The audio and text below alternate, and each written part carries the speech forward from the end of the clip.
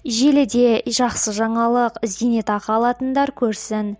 Бұл видеомыз астына бір емес ондаған лайк бассаңыз тұрарлық. 7 баласы бар аналар ай сайын 100 000 теңгеге жуық жәрдемақы алады.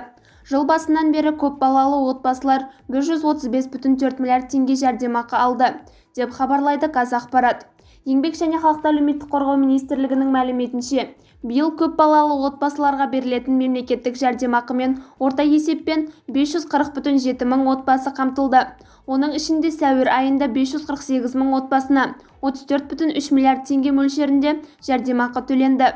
Бұл мемлекеттік жәрдемақыға 4 және одан да көп бірге тұратын кәмелетке толмаған, немесе 23 жасқа дейінгі күндізгі бөлімде оқитын студент балалары бар отбасылар табысына қарамастан үміткер бола алады.